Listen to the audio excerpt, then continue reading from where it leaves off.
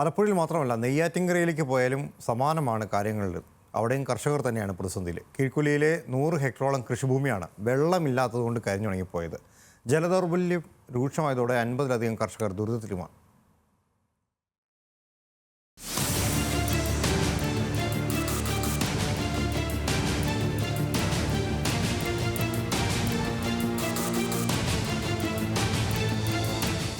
കഴിഞ്ഞ 20 ദിവസമായി നെയ്യാർ ഡാമിൽ നിന്നുള്ള ജലവിതരണം നിലച്ചതോടെയാണ് കർഷകർ പ്രതിസന്ധിയിലായത്. 100 ഹെക്ടറോളം ഭൂമി തരിശായി മാറുകയാണ്. കൃഷിയെ മാത്രം ആശ്രയിക്കുന്ന 150-ലധികം കർഷകരാണ് ഇതോടെ ദുരിതത്തിലായത്. ഞങ്ങൾക്ക് ഒരു 20 ദിവസമായിട്ട് വെള്ളമില്ലാതെ പച്ചക്കറിയെല്ലാം നശിച്ചു പോകുന്ന അവസ്ഥയിലാണ്. ഇപ്പോൾ ചെറിയൊരു ഈർപ്പനിലാണ് നിൽക്കുന്നത്. ഇനി വെള്ളം കിട്ടിയാലും പച്ചക്കറി പൂർണ്ണമായും നശിക്കും. ഓണം ഇതാക്കി ചെയ്തിട്ടുള്ള വാഴകൃഷിക്കെങ്കിലും വെള്ളം കിട്ടണമെന്നുള്ള ഒരു അഭ്യർത്ഥനയാണ് നമുക്കുള്ളത്.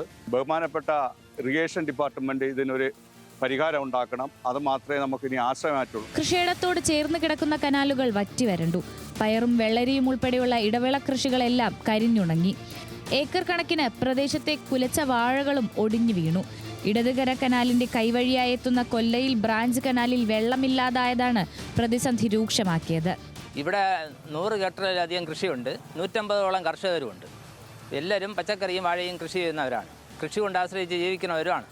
പക്ഷേ ഇവിടെ ഈ വെള്ളം കിട്ടിയില്ലെന്നുണ്ടെങ്കിൽ എല്ലാ കൃഷിയും നശിക്കും. ഇവർ ഈ മഴ സമയത്ത് ആറ്റുവഴി തുറന്നു വിടാൻ ഉത്സാഹിക്കുന്നത് പോലെ ഈ വേനൽ വഴി സമയത്ത് ചാനൽ വഴി വിടാൻ ഇവർ ആഗ്രഹിക്കുന്നില്ല. എന്തുകൊണ്ടാണെന്ന് അറിഞ്ഞുകൂടാ.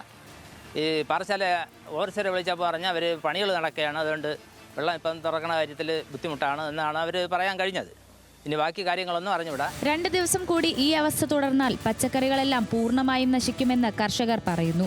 വിഷയം ചൂണ്ടിക്കാണിച്ച പാറശാല ഇറിഗേഷൻ വകുപ്പിൽ നിരന്തരം ബന്ധപ്പെടുന്നുണ്ടെങ്കിലും മറുപടി ലഭ്യമല്ല.